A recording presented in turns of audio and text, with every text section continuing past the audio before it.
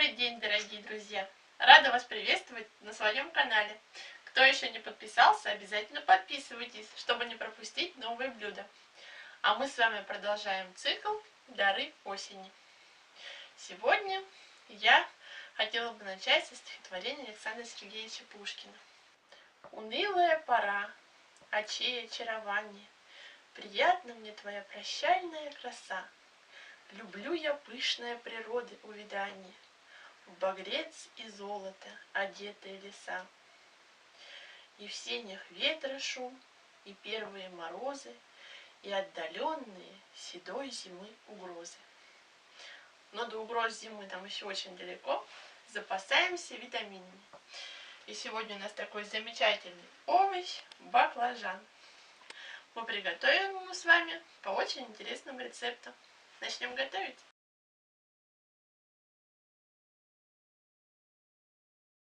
Блюдо я назвала баклажановый веер. Поэтому мы сейчас баклажаны порежем на такие тоненькие пластинки, которые будут напоминать у нас веер. Плодоножку баклажана не отрезаем. Она будет фиксировать наше блюдо. Так аккуратненько весь баклажан прорезаем. Чем тоньше вы сделаете разрезы, тем быстрее блюдо приготовится. Аккуратненько придерживаем и нарезаем. Вот такой баклажановый веер у нас получился. Они имеют свойство немного горчить, поэтому я обдаю их кипятком и оставляю примерно минут на 10-15, чтобы сок из них горечь вышла. Теперь переходим к куриному филе. И нарезаем его вот на такие тоненькие полосочки. Вот так вот, видите? Прямо по длине. И будем распределять по нашему вырезу. Я баклажан резал. Вот такими полосочками. Теперь займемся помидорами. Отрезаем плодоножку. И вот такие торпедообразные формы помидоры нарезаем вот таким образом. Также они будут у нас внутрь баклажанов помещены. И теперь мы начинаем начинять наши баклажаны. Противень я уже смазала оливковым маслом, можно использовать растительное. Солим наши баклажанчики. Еще раз вам напоминаю, что лучше всего использовать йодированную соль. Ну и мы потом распределяем, чтобы равномерно они были просолены. Видите, так солить не очень удобно, потому что они как бы в сложенном виде. Ну и вот так руками очень удобно все распределить. Положили. Теперь берем наше мясо, уже нашу полосочку, и кладем внутрь нашего баклажанчика. Можно положить и по 2 полосочки, будет сытнее, вкуснее. Также возможен и вегетарианские варианты этого блюда. Лена, привет! Барнаул. Просто не используйте мясо. Вот, также будет очень вкусно. Так, вот здесь уже достаточно много. Вот сюда этот наш кусочек положу. И вот сюда маленький еще можно положить.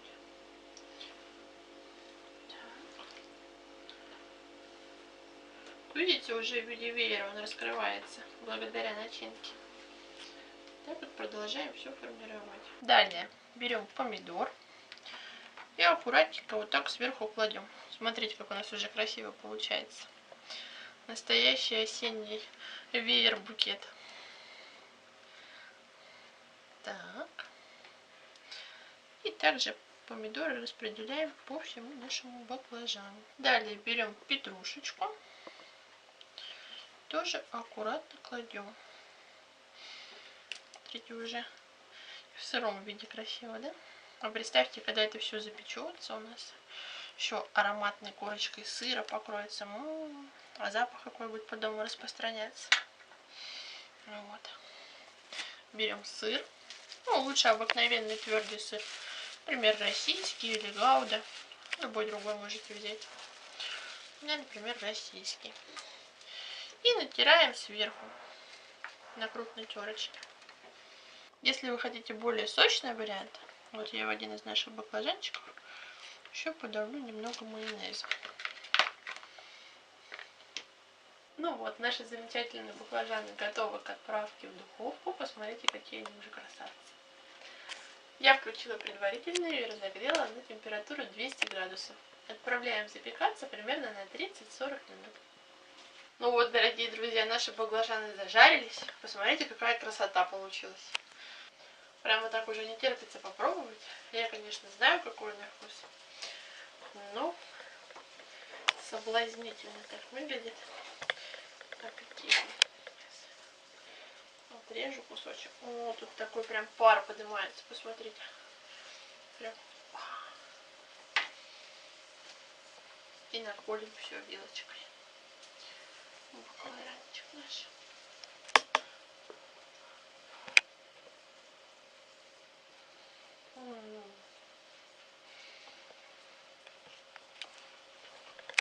Прям наслаждение вкусом.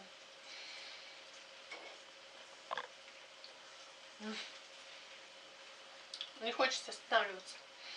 Вот я вас уверяю, когда приготовите одну вилочку, а потом уже не сможете остановиться. Спасибо, что сегодня были со мной. Подписывайтесь на мой канал и следите в соцсетях.